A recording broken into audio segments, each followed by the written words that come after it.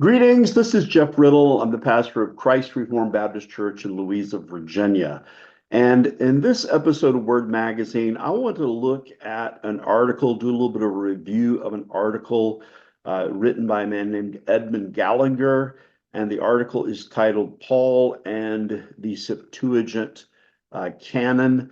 And this appeared on the Text and Canon website as a blog article. And I want to look and isolate just five quotations or sections from this article. I'm recording today from Grand Rapids, Michigan. There's been some light snowfall this morning, but I've been here this week doing some ministry work. I was speaking on Monday at the Trinitarian Bible Society of North America meeting. Enjoyed that a lot. I got to meet a lot of people, got to meet some young people who are very passionate about the traditional text, particularly some seminary students from Puritan and some other students. And then part of what I've been doing this week is I've been doing some preparation for the Reformation Bible Society meeting. And we announced that our meeting is going to be held on Saturday, August the 2nd of 2025. And now we can also announce that it's going to be held in the Grand Rapids, Michigan area.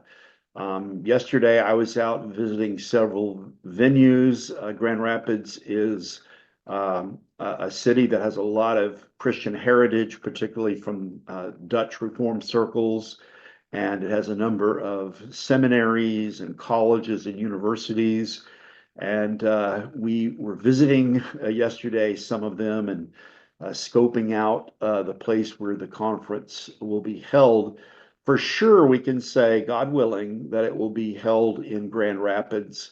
And we hope by the end of the year, by the end of December of 2024, we'll have on the website the specifics of where the conference will be held.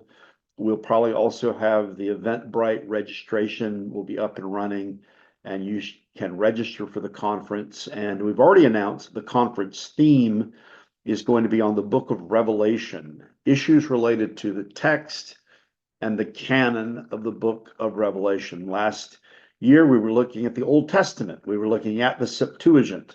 Oddly enough, we had people saying this was something new. Now they're talking about the Old Testament. It's kind of bizarre because from the very beginning, we've talked about confessional bibliology or the Reformation texts as having to do with the whole Bible, the Old Testament and New Testament. Go back and look in all of our old writings. We've addressed defending the traditional Masoretic texts of the Old Testament as well as the received texts of the New Testament. So last year we were dealing with, last year it was within this year, last year's conference, August 3rd, 2024, we dealt with the Septuagint and the Reformation text. Basically, 2025, Saturday, August 2nd, it's going to be about the book of Revelation and the Reformation text, and also canonical issues related to the book of Revelation. Well, I hope you'll mark it on your calendar. Join us. We'd love to see you here in Grand Rapids. For this episode, though, again, I'm going to be looking at this article that was posted to the Text and Canon website written by Edmund Gallagher, Paul and the Septuagint Canon. And again, I'm going to isolate just five little sections, five passages from this article. And this sort of serves as a follow-up, actually, to the conversation that has come after the Reformation Bible Society conference on the Septuagint. We had obviously the review that was given by Doctors Ross and Mead, and I've given a couple of rejoinders to that. And one of the things that was mentioned in those reviews, at least by Dr. Mead, was that we had mishandled Gallagher's comments on the Septuagint, although no examples of this were given. And then I thought it was interesting that this article was posted. And I think actually when we turn and look at this article, we're going to find that a lot of things that Gallagher says in here are consonant with what was said at the Reformation Bible Society conference about the Septuagint. So here's the article. I'll pull it up. And again, it's on the textandcanon.org website. And the title of the article is Paul and the Septuagint Canon. What do the apostles' quotations of the Septuagint tell us about his view of the Old Testament canon? Again, this is written by Edmund L. Gallagher. It was posted on November the 12th of 2024, so a little over a week ago as I'm recording this. And Gallagher, if I go to the very end of the article, he has a PhD from Hebrew Union College. He's a professor of Christian scripture at Heritage Christian University in Florence, Alabama, where he's taught since 2006. And he's also an associate minister at the Sherrod Avenue Church of Christ in Florence, and the author of Translation of the 70, History, Reception, and Contemporary Use of the Septuagint. I think it's interesting that he comes from a Campbellite, a restorationist church movement, Churches of Christ. And an interesting thing is, although many of the Church of Christ churches tend to be somewhat conservative, if not quirky in their theology, it seems to me that some of them sometimes almost naively embrace some of the fruits of modern historical criticism. And it's interesting also that this denomination is sometimes not only non-confessional, but sometimes virulently anti-confessional or anti-creedal, going by slogans like no book but the Bible, no creed but Christ, and not seeing the value of confessions of faith, not as primary standards. We believe in sola scriptura, but as subordinate standards. But anyways, Gallagher is a very competent scholar. I've profited from some of his work, although I don't agree with him on his view of the Septuagint, because in general, he does believe that you can use the Septuagint to correct corrupted places in the traditional Hebrew text. But I thought, again, some of his comments on the Septuagint in this article were interesting. Now, I must say that his primary purpose in this article, as I understand it, is he's really addressing the issue of canon. And really, I think this article is meant to respond to people who are saying, well, if the early Christians used the Septuagint, then does that mean that they not only accepted the text of the so-called Septuagint as authoritative, but they also accepted the books of the Septuagint, which would include the so-called Apocrypha? Does the quotation from the so-called Septuagint in the New Testament justify the inclusion of books like Tobit and Judith and Sirach and First and Second Maccabees and so forth? And so that's his prime interest. And but he says a lot of other things about the Septuagint along the way. And like I said, interestingly enough, a lot of the things that he says really are parallel with the things that were said about the Septuagint in the Reformation Bible Society Conference.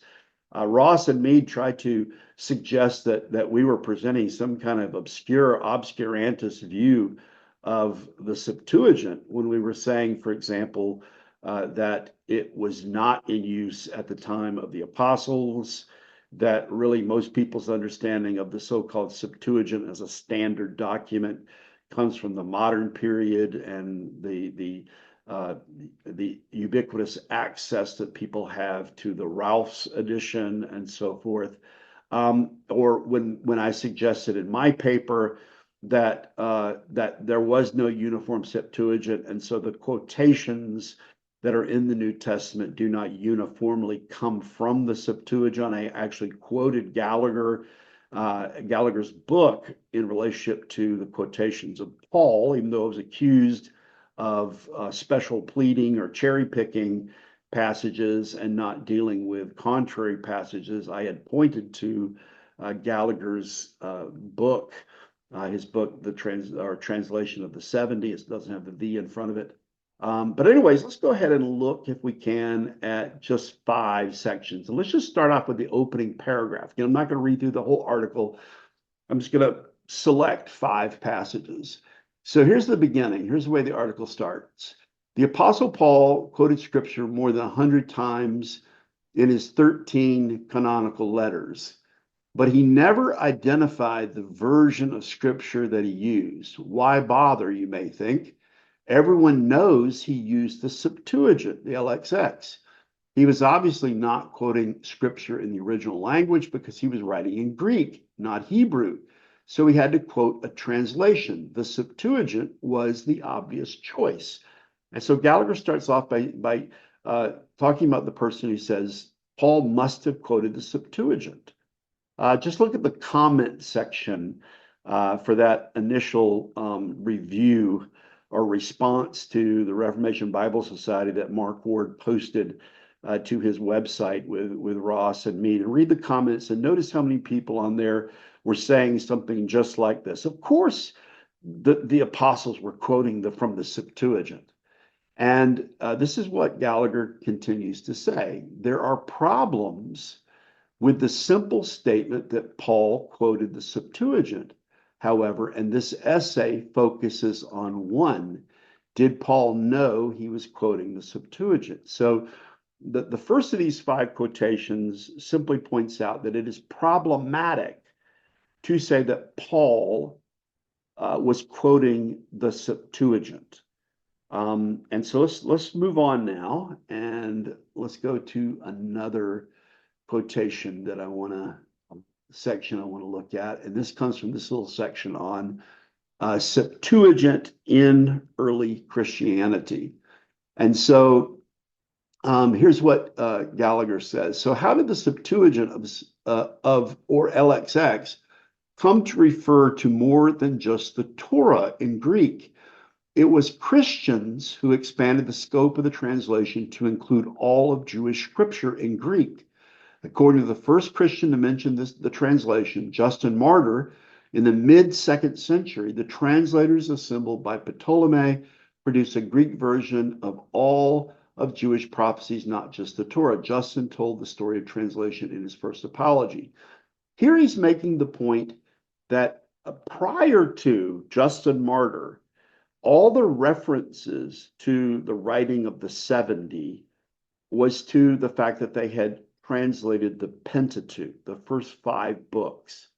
The first writer who refers to the writings of the 70, including writings outside of the Pentateuch, is from Justin Martyr, who's writing about 100 years after the time of the Apostle Paul.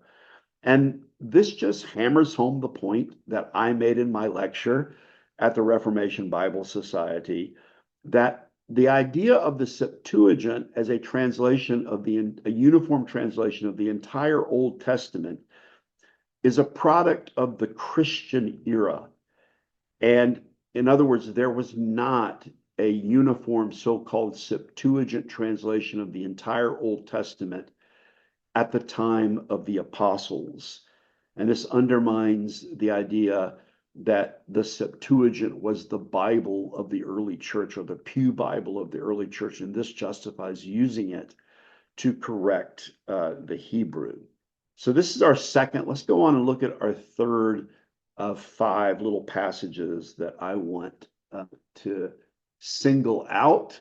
And it's in this section on Paul's Septuagint. And let's just read the opening paragraph here. The fact that Paul used the Septuagint is well known, not only among New Testament scholars, but also among the more educated general Bible readers, the type who read articles from the Text and Canon Institute. But this well-known fact about Paul raises several questions in terms of the identity of the Septuagint, questions of both text and canon. To briefly gesture toward the problem of text, not all of the apostles' quotations align well with the traditional text of the LXX. Paul apparently sometimes used Greek revisions, something like the Theodotian text, sometimes quoted from memory, and sometimes paraphrased, sometimes adjusted the quotation to fit the point he wanted to make. The simple statement that Paul quoted the Septuagint disguises the complexity of his scriptural texts. And so, again, this third passage reiterates the earlier point that it is problematic to say that Paul quoted the Septuagint. And in my presentation of Reformation Bible Society, I used examples from Matthew 1 and 2, the so-called fulfillment citations. And I demonstrated there that although one of those, the quotation of Isaiah 7:14, the virgin will bear a son and he will be called Emmanuel, that matches up with what we know today as the Septuagint from Isaiah. But the other passages indicate that he's not drawing on, Matthew wasn't drawing on any uniform so-called Septuagint. In fact, in a couple places, it seems clear that he was drawing on the Hebrew, his own translation rendering of the Hebrew Masoretic text.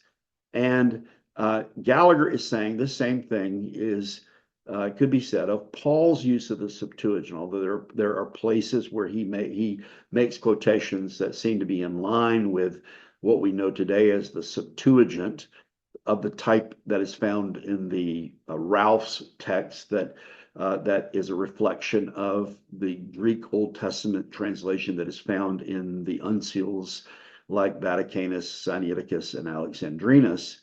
A lot of his quotations do not match up with those, and they may have been his own renderings. They may have come from other Greek translations. It might also reflect him simply making allusions or applications of the text, thoughts and ideas, and not using the specific words connected to any Greek translation. And so, again, what Gallagher says here, I hope you'll understand, just reinforces the points that were being made at the Reformation Bible Society, particularly in the lecture that I gave. Let's go on down and look at a fourth quotation, and this is going to be, let's see, in this section, Paul and the Septuagint Canon. Now, again, Gallagher's main purpose in this article is to try to say that if Paul was aware of the so-called Septuagint and made quotations from it, this doesn't mean that he was embracing, authorizing, giving an imprimatur to the books of the Apocrypha. So let's just look at a little bit of what he says here. He says, if this is what Paul might have thought about the Septuagint as a translation, what about the hitherto mentioned elephants in the room, namely the Apocrypha or the deuterocanonical books? It is often claimed by scholars that these books came to be accepted as scripture among Christians because the Septuagint included them. Is it possible that the Septuagint already included these books in the first century? Since Paul quoted the Septuagint, did he also regard the Apocrypha as not only a part of the Septuagint, but a part of the Bible? And I found this quote very interesting here, given, again, the dialogue with Ross and Mead in particular. He says, the biblical scholar R. Timothy McLay pursues this line of argument. Here's the quotation from McLay. The fact that the Old Greek Septuagint text was cited in the New Testament in contrast to the Hebrew scriptures demonstrates that the Greek Jewish scriptures, as witnessed by the Septuagint, were deemed to be scripture for the early church. The external evidence of our Greek codices, which contain the apocryphal deuterocanonical writings, is a simple testimony to the authority of the Greek scriptures exercised in the life of the early church. Now, what he's saying, McLay is apparently saying, is because the early Christians cited the so-called Septuagint, this shows that they served as the scriptures for the early church, and if they included the Apocrypha, then this shows that the church embraced the Apocrypha. I'm not sure what the confessional angle of Timothy McLay is. This would probably be the type of argument, at least, that would be embraced by the Eastern Orthodox, for example, who would want to see the Septuagint as the standard Bible instead of the Hebrew Masoretic text.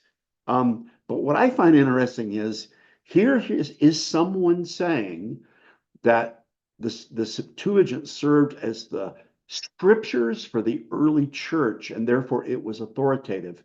And if you remember, Dr. Ross said there are no such people. Those people don't exist. We were tilting at windmills. We're fighting a paper tiger. There are no people who believe that the Septuagint was the Bible of the early church, and therefore it ought to be authoritative. Could be used to correct the Hebrew Masoretic text, or maybe even displace it.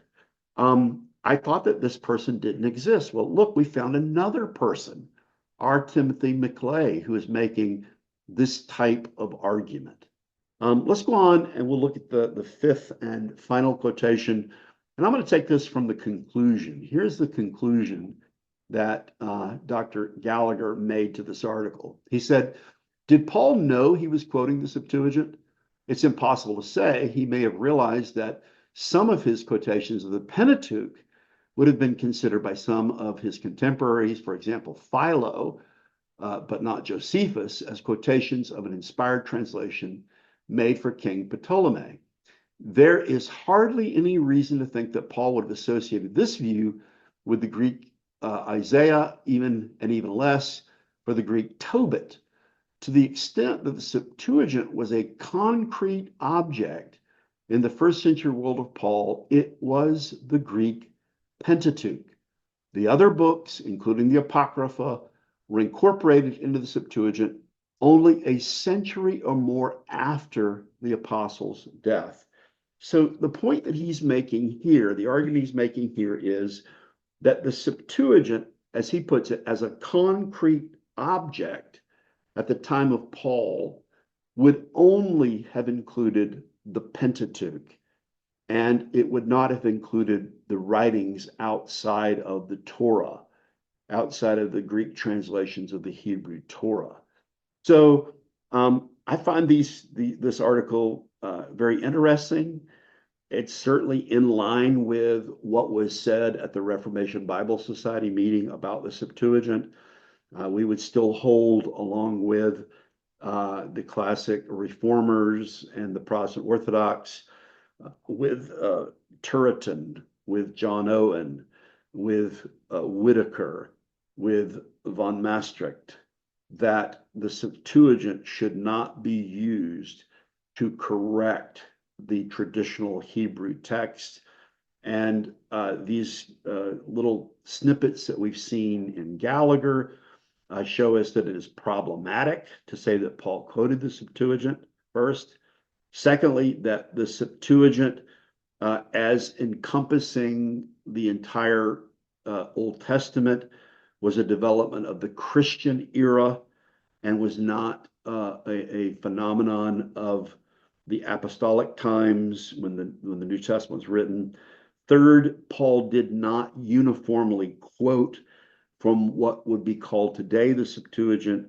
Fourth, though some say the Septuagint was the scriptures of the early church, and this justifies the acceptance of the Apocrypha, for example, as canonical, we agree with Gallagher that that's inappropriate because there was no standard Septuagint, so-called, at the time of the apostles.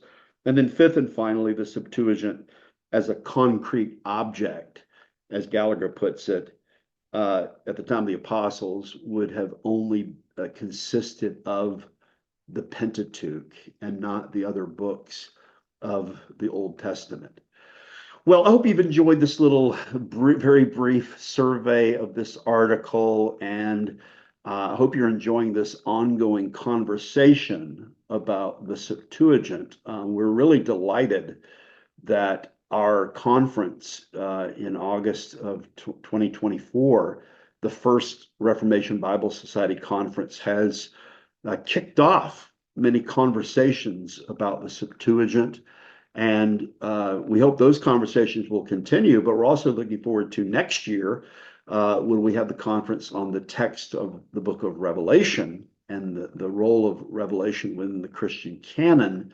And we anticipate that that conference will also kick off many conversations and considerations of not just how we should look at the book of Revelation, but how we should look at the entirety of the text and the canon of the Christian scriptures. Again, I hope this has been helpful. I'll look forward to speaking to you in the next Word Magazine. Till then, take care and may the Lord richly bless you.